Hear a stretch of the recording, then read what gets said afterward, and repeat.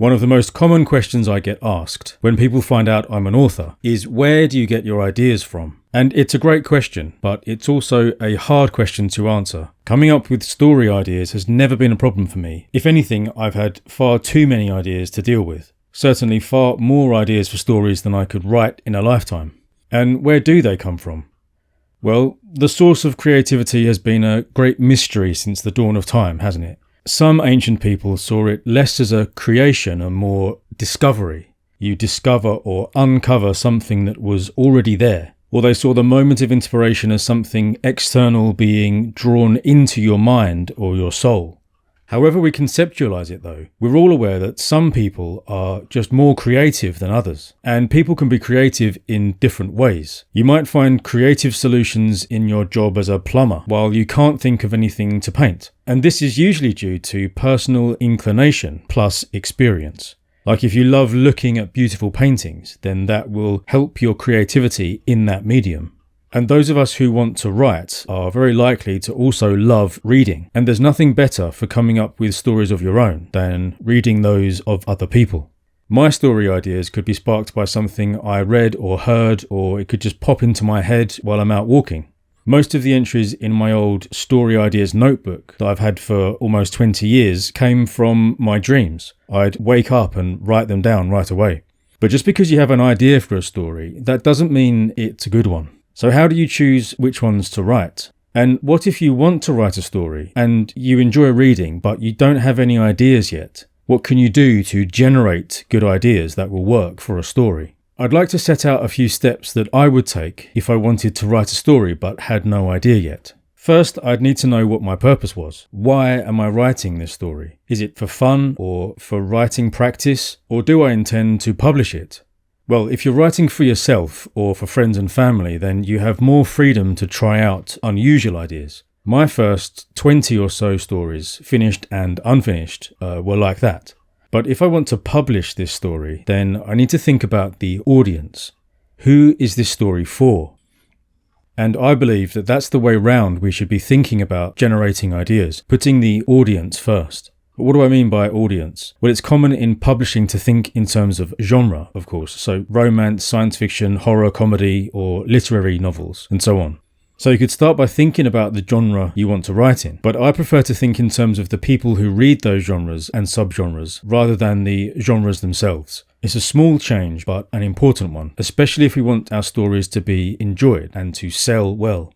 And if selling well is my priority, then I could decide to write a story for readers of the most popular genres, like romance or children's fiction or thrillers. That might be a good commercial decision because those are potentially huge audiences, although those readers might also be spoiled for choice already. Market saturation is a huge issue, so that doesn't mean it would be easier to be successful. Ultimately, I just wouldn't write for an audience that I'm not part of myself. If you're a reader of romance or detective mysteries or young adult dystopian fiction or whatever it is, then it makes most sense to write for people like yourself. Writing a story is hard work, and you need, at least on some level, to be enjoying it. You also need to understand your audience, what kind of stories they like, what kind of stories you like. Now, you can always study and analyze any genre and subgenre, and indeed you should do, which we will talk about in a minute. But it's better to start with something that you already understand and enjoy. I've always enjoyed reading a range of genre fiction, political thrillers and mysteries. I love detective stories, military fiction from World War II to modern special forces novels, and horror and even literary fiction a bit. But what I've read most of is science fiction and fantasy, and most of all historical fiction. So that's who I want to write for, people like me who love historical fiction. Now, to start generating ideas, I need to think about what this audience would like to read and what I would like to write. Creativity is a pretty mysterious and wonderful thing. As I said at the start, most of my ideas over the years have come from my dreams. I've always had vivid dreams and at various times have been in the habit of writing them down as soon as I woke up. Some of these I've transferred into my story ideas book. There's one in here that came from a dream where I was a British redcoat, separated from my unit and lost in early 19th century Europe. Now, that's not a story, of course. That's just the kernel of an idea of a story. Is it a good idea?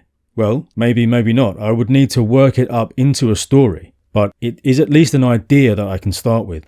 There's another story idea in this book from years ago that came from reading history. It just says, The Peasants' Revolt. This was a real historical event in 14th century England. In my notebook underneath, there's a list of the historical figures who would be the lead characters.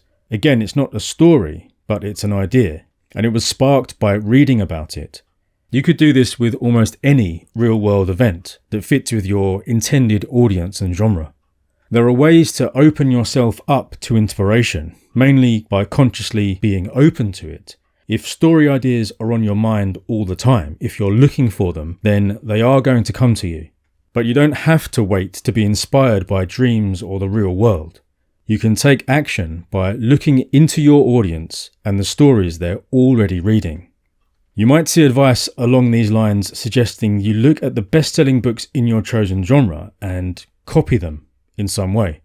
And that is actually what a lot of successful authors do today. But what we really want to be doing here is again thinking about the audience. What do they want to read? What stories are they enjoying the most right now? What are the stories they've enjoyed the most over the last 20 years or more? What are the classics, the most well-regarded in this genre? Our own expertise with these kinds of stories is important, which comes from years of reading them. Or we can always familiarise ourselves with these kinds of stories, the most beloved ones, and then make notes about them. What is the setting? Who is the main character? What do they want? Who are the antagonists? And what are the commonalities between these stories? This process itself should spark plenty of ideas for our own stories.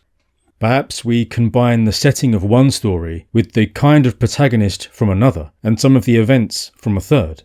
If I was to look at the stories I like and try to do this, I might think that Gordon Doherty's late Bronze Age setting was wonderful, but I don't want to do a multi-generational epic series focusing on the Hittite Empire. I'm not going to be that ambitious. Maybe I could look at the same time period, but focus on a different place for the action, like Greece, just like in Christian Cameron's The Long War series, which takes place centuries later in the classical period. But to make it interesting, what if my main character was socially out of place, like Bernard Cornwell's heroes tend to be? A man with divided loyalties that create conflict. Maybe he could be from somewhere else entirely. Giles Christian wrote those excellent Viking stories that I liked. So what if my hero was from Scandinavia too, and somehow ends up in Mycenaean Greece during the Bronze Age collapse? So we're looking at the stories that readers like me love. I've worked my way to an idea. But I don't know if it's a good idea.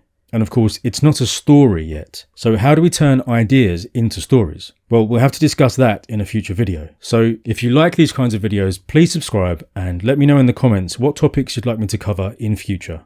Thank you for watching.